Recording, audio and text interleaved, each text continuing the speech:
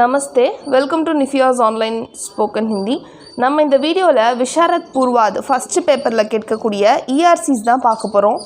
First ஒன்று பாருங்கள். Question எப்படி கேட்பாங்கன்னா, உங்களுக்கு ஹெட்டிங்கு கின்ஹி சார் அவதரணோं की सप्रसंग व्याख्या कीजिए.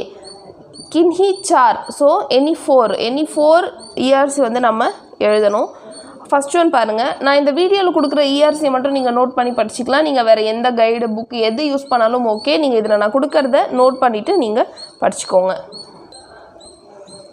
इन 5 दिनों में मैंने सारा ब्रह्मांड चांद डाला पर उसका कहीं पता नहीं चला. இந்த லைன் எதுலேருந்து கொடுத்துருக்காங்க அப்படின்னா, கஹானிகா நாம் கஹானிகார் கா நாம். எந்த இஆர்சி நீங்கள் எழுதினாலும் ஃபஸ்ட்டு இந்த மாதிரி எழுதணும். கஹானிகா நாம், கஹானிகா நாம். ஸ்டோரியோட பேர் என்ன? போலாராம் கா ஜீவ். கஹானிகார் கா நாம். ஸோ இந்த ஆத்தர் யார்? ஸ்ரீ ஹரிசங்கர் பர்சாயி. ஸ்ரீ ஹரிசங்கர் பர்சாயி.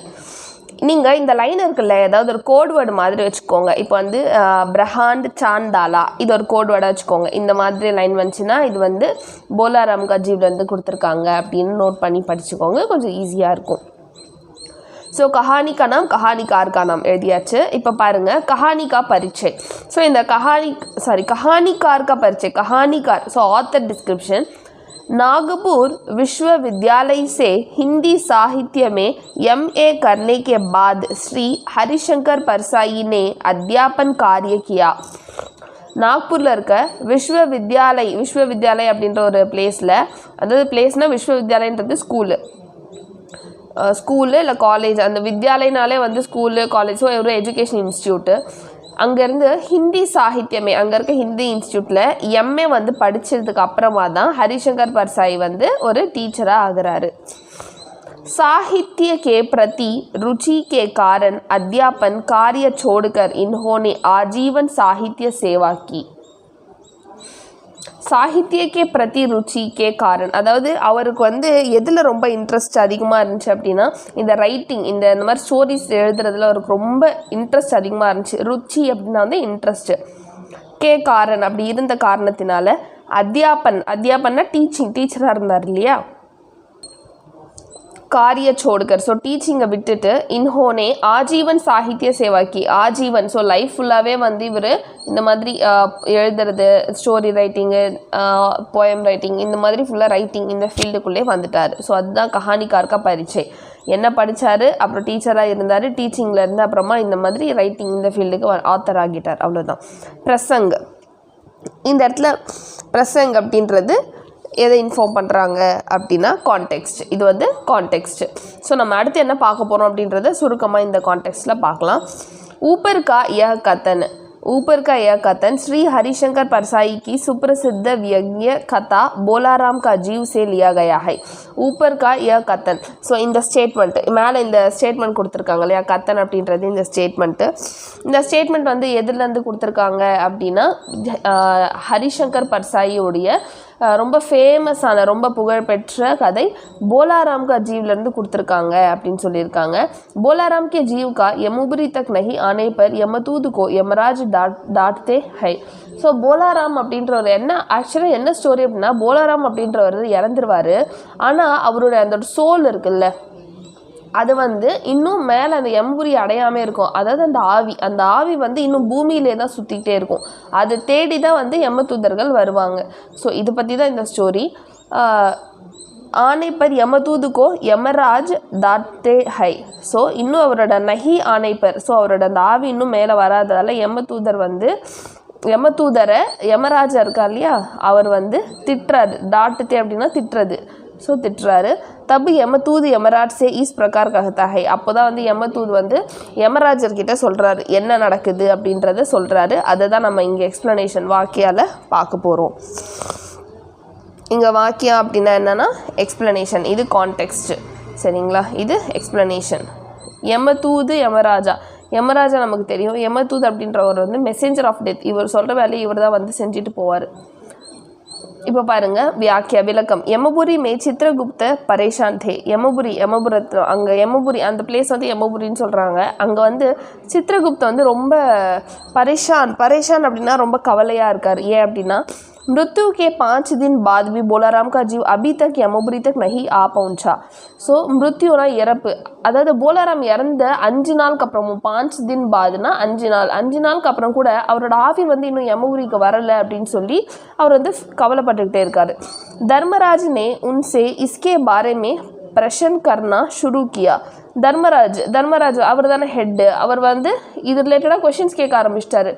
பிரஷன் கர்னா அப்படின்னா கொஷின்ஸ் கேட்கறது, நிறைய கேள்வி கேட்கறது, ஏன் வரல எதனால அப்படி இப்படி சொல்லி கேள்வி கேட்க ஆரம்பிச்சிடுறாரு. ஷுரு கியா அப்படின்னா ஸ்டார்ட் பண்ணுறாரு. यमदूत लाया गया. यमदूतரை வர சொல்லியிருந்தாங்க. यमराज को कुपित देखकर यमदूत ने बताया कि हमेशा की तरह वह अपना पूरा बल लगाकर ही बोलाराम के जीव को ला रहा था. யமராஜ் கோ குப்பித் அப்படின்னா கோபமாக பார்த்த உடனேவே, ரொம்ப கோபத்தில் பார்க்குறாரு. பார்த்த உடனேவே வந்து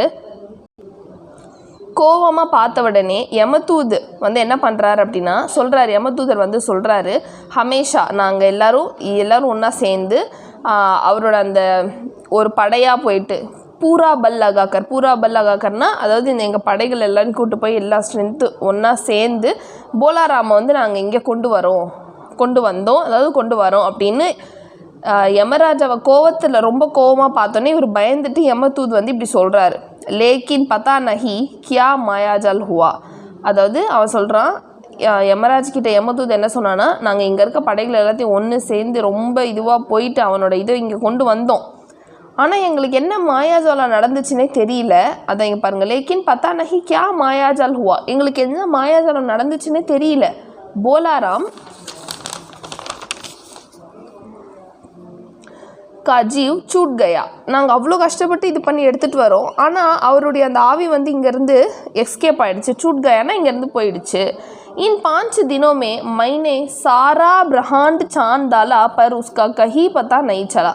இந்த 5 நாளில் கொண்டு வந்ததுக்கப்புறம் 5 நாள் அவருடைய ஆவி அங்கே மேலே இல்லை இல்லையா, அதனால் இவர் வந்து யமதூதர் வந்து பூமி ஃபுல்லாக நான் போய் தேடிட்டேன். இங்கே பாருங்கள், பிரஹாண்ட் அப்படின்னா யூனிவர்ஸ், இந்த உலகத்தில் சாந்தாலா அப்படின்னா தேடி வடிகட்டிட்டோன்னு சொல்லுவோம்ல நம்ம, அந்த மாதிரி நான் நிறைய தேடிட்டேன், ஆனால் அவருடைய அந்த இது எங்கே போச்சுன்னே எனக்கு தெரியல அப்படின்றாரு. சரிங்களா? ஸோ அதுதான் எக்ஸ்ப்ளனேஷன். விசேஷ்தா அப்படின்றது நம்ம இவ்வளோ லேர்ன் பண்ணோம் இல்லையா, இதுலேருந்து என்ன ஸ்பெஷாலிட்டி சும்மா இது சுருக்கமாக எழுதினா போதும்.